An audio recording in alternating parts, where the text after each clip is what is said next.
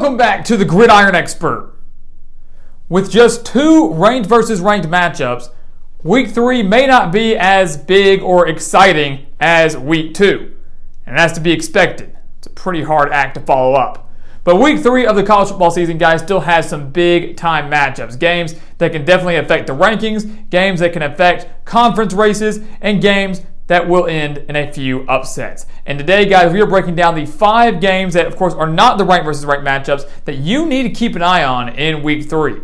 Some very excited, maybe under-the-radar games that could take the nation by storm by the end of Saturday night. So again, guys, we will have our 2 ranked versus ranked matchup videos later on in the week. We will have a video over Oklahoma and Nebraska on Friday. That's why it's not up here. These are the 5 games that we're going to break down in our prediction video today. But again, before we jump into the analysis, again, welcome back to the Gridiron Expert. Please continue to like, comment, subscribe, share our videos, and of course, check out everything down in the description below, including our expert picks over on our website, thegridironexpert.com. Guys, hitting over 65% of our bets so far this year, beating out over 80% of the national analysts, not just this year, but each of the last 4 years. If you want to win, sign up for those expert picks over on thegridironexpert.com, and make sure to stop by tonight. Our 10,000 subscriber live stream only here at the Gridiron Expert, 7 p.m. Central Time. Make sure to come check that out and come celebrate with us because of this big milestone that you have helped us accomplish. You, the members of the GE Nation. So let's jump into the analysis, guys. Let's take a look at these 5 games here. Still some big-time matchups. Up at the top, we got number 22, Penn State at Auburn. And this is a big game. It's kind of unfortunate, I think, that this game isn't a ranked versus ranked matchup. Obviously, Auburn, very disappointing last year, and so far this year has not earned the right to be ranked. But they can earn that right if they upset the Nittany Lions. Both teams coming off a disappointing 2021, and they need this win. Both teams need this win. Both coaches need this win. It would be a quality win over a Power 5 opponent. For Penn State, it would be an SEC team on the road. For Auburn, it would be a Big Ten team that's ranked. Last year, Penn State won the game in Happy Valley 28-20 over the Tigers. They did that behind 302 passing yards from Sean Clifford. And Sean Clifford, now back fully healthy, has thrown for nearly 500 yards and 5 touchdowns so far this year, just in 2 games. You can definitely say that Sean Clifford in this Penn State passing attack, it's better than that of Auburn and that of TJ Finley, who so far has thrown for just 279 yards, 1 touchdown, and 3 interceptions. An Auburn team that last week struggled to beat San Jose State, only beating the Spartans 24-16.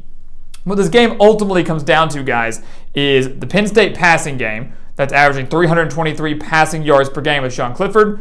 That passing attack versus an Auburn defense that's giving up over 235 passing yards a game. And then obviously the Auburn ground game that's averaging nearly 250 rushing yards per game, led by Tank Bigsby, who has nearly 200 yards and 3 touchdowns. That ground attack versus a Penn State defense allowing just 80.5 rushing yards per game. So it's the Penn State passing attack. Can they get it going against this Auburn secondary? And then obviously for Auburn, I don't have much faith in TJ Finley or whoever's under center to lead the Tigers to a victory. Can Tank Bigsby and Jarquez Hunter and this team of running backs, can they get it going against a dangerous Penn State front 7? Ultimately, I don't think they can. We picked Auburn back in the preseason, but after watching both teams, I like Penn State here. The more physical defense, better quarterback play. Give me the Nittany Lions on the road. Moving on to the SEC, really sticking into the SEC with the Tigers. Mississippi State at LSU, another huge game for both teams. We have the Bulldogs as a top 25 team. Obviously, they are not ranked by the AP. This win could get them there.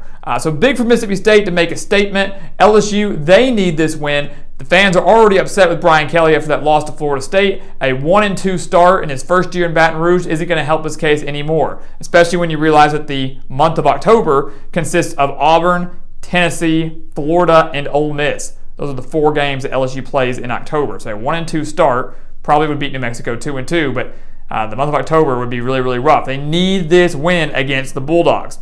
And similar to what we just talked about with the game above us, Penn State and Auburn, it really comes down to the Mississippi State pass game versus the LSU secondary, and that's to be expected, right? The Mississippi State pass game, the air raid offense that's averaging 385 passing yards per game, led by Will Rogers, one of the best quarterbacks, I would say, in the country, that's already thrown for 763 yards and 9 touchdowns this year.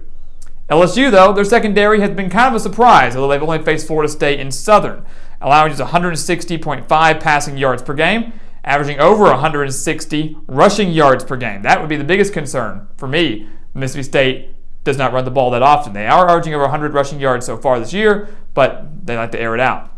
When you look at the quarterback play too, LSU guys, despite the 1-1 start, they're still pretty solid offensively. They're averaging 449 yards per game, and Jaden Daniels, he's getting a bad rap. He's not the best quarterback in the world, but he's thrown for 346 yards, 5 touchdowns, no interceptions, has also rushed for 132 yards and a touchdown. He's the leading rusher for LSU right now. To me, guys, you look at this game, it's a 5 o'clock kickoff. It's going to be a night game going into the night in Death Valley. The urgency is there for LSU. They've already got a kind of cupcake victory under their belt. They've kind of worked out some issues that maybe they were struggling with in that game against Florida State. I think the LSU defense comes up with a big clutch stop towards the end of this game. The offense makes just enough plays, and in a mini upset, LSU takes down Mississippi State in Death Valley. Home field advantage is going to play a major role on Saturday night. LSU gets to 2-1 and avoids a disastrous start under Brian Kelly. Texas Tech at number 16, North Carolina State. This is a very, very underrated matchup, guys. I love this game. Texas Tech, fresh off that thrilling overtime victory, 2 overtime victory over number 25 Houston, 33-30. NC State now 2-0, surviving East Carolina in week 1, then beating up on Charleston Southern last week. Talk about a quarterback battle. Talk about a great QB battle. You've got Donovan Smith for Texas Tech. He wasn't even the starter at the beginning of the year, but led the team to victory last week against Houston. Ran in the game-winning touchdown in that second overtime. 572 yards and 6 touchdowns on the year versus Devin Leary for NC State. 449 yards and 5 touchdowns so far on the year. When you look at the numbers, guys, to me, it's really no debate right now from an explosiveness standpoint, from a fast standpoint. Texas Tech owns the offensive edge. They are dangerous under Joey McGuire. But North Carolina State, to me, significantly owns the defensive edge, allowing just 268.5 yards per game so far this year and under 200 passing yards per game. It's 190.5 passing yards per game so far. I love the defense. I love they've got home field advantage, and I want to harp on the defense so much. NC State does have the offensive capability to put up the points. Last week, yes, it was against Charleston Southern, but last week was the NC State we were expecting to see all year long. And I think kind of like LSU, they used week 2 to work out a slow start in week 1, work out some issues, build some chemistry, bounce back in a big way, and now they're going to start taking off. That's what I think we're going to see from NC State on Saturday. The game will be close, but I believe the Wolfpack silences some doubters, prevents Texas Tech from jumping into the top 25. Again, the best defense that Tech has faced so far this year, and I think they will struggle just a little bit as NC State wins by, I'd say, around 10 points.